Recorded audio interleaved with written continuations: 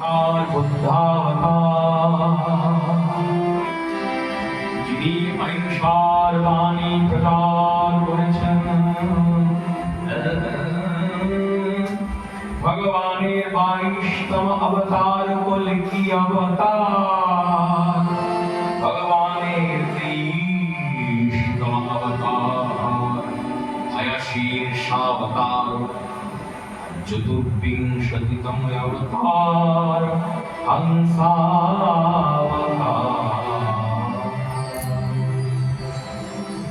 সমস্ত অবতারের কথা বলবার পরে তেজাং সকলহা পুংস কৃষ্ণস্তু ভগবান স্বয়ং বলে বসলেন সুত গোসাই নৈমিষারণ্যের মাটিতে। সৌনক মুনির জিজ্ঞাসা সদুত্তর প্রদান প্রসঙ্গে সৌনক মুনি সুত গোস্বামী পাদকে 6টি প্রশ্ন করেছিলেন। প্রথম প্রশ্ন, প্রতিটি মানুষের পরম কল্যাণ হিসাবে কিম শ্রেয়ঃ শাস্ত্র সারকঃ ইত্যাদি 6টি প্রশ্ন। মানুষের পরম মঙ্গল বিষয় নিখিল শাস্ত্রের সার কি? ভগবান অবতার রূপে জগমাঝে কেন প্রকটীভূত হন? ভগবানের কয়টি অবতার কি কি? মানুষের আসল কর্ম কি কি কর্ম? আর ভগবান লীলা আবিষ্কার করবার পরে যখন স্বধামে প্রস্থান করেন তখন ধর্ম কম শরণং গতঃ, ধর্মকার শরণ গ্রহণ করে। উত্তর দিচ্ছেন সুত গোস্বামী পাদ। প্রথমেই বলেছেন সবাই পুংসাং পরো ধর্ম যতো ভক্তিরা ভোক্ষজে অহৈতুক্য প্রতিহতা দয়াত্মা সম্প্রসিদ্ধতি। প্রতিটি মানুষের পরম কল্যাণ সাধিত তখনই হয় যখন মানুষ বুঝে উঠতে পারে যে অধৈর্যে আমাকে ভক্তি নিবেদন করতেই হবে। তখন কি করে ভক্তি হবে?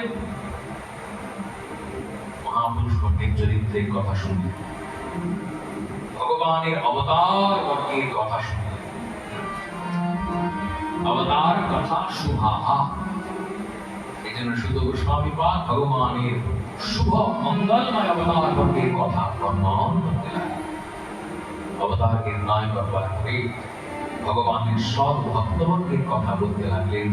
প্রহ্লাদ চরিত্র ভাগবতে কীর্তিত হলো, ধ্রুব চরিত্র ভাগবতে কীর্তিত হলো, অম্বরীশ চরিত্র ভাগবতে কীর্তিত হলো, পৃথু চরিত্র ভাগবতে কীর্তিত হলো, রন্তিদেব চরিত্র ভাগবতে কীর্তিত হলো, যদু চরিত্র ভাগবতে কীর্তিত হলো।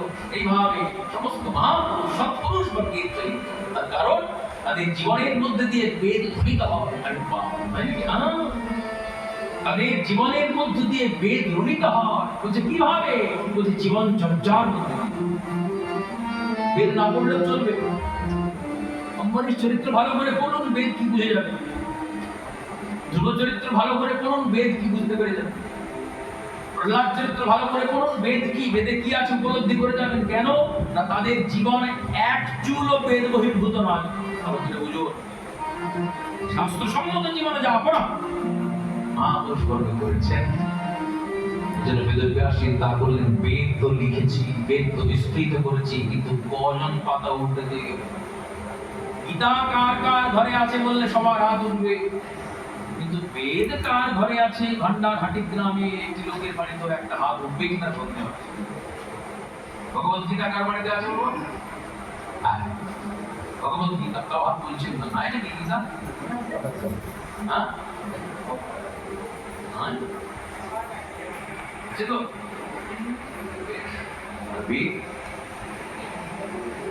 বেদই আমাদের আদি অভ্যন্তরীণ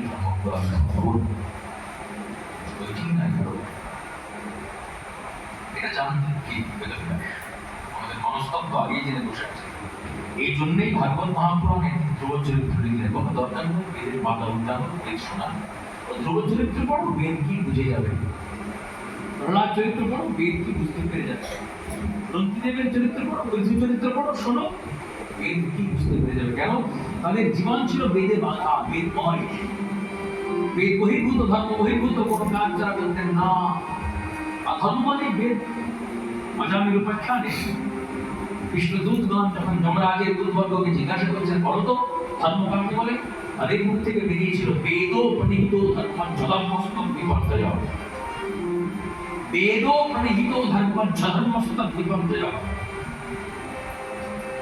বেদ প্রণীত ধর্ম, বেদে যা বলা আছে তাই ধর্ম, আর যা বেদ বহির্ভূত তা অধর্ম।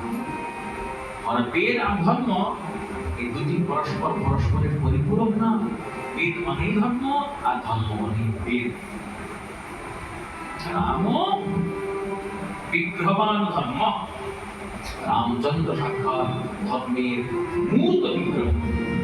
রামচরিত্র বললে বেদে কি আছে বুঝতে পারবে, কিন্তু কৃষ্ণ চরিত্র শুনলে আর পড়লে বেদে কি আছে বুঝতে পারবে না। কেন? বেদেরও ক্ষমতা হয়নি কৃষ্ণকে বোঝে। কৃষ্ণ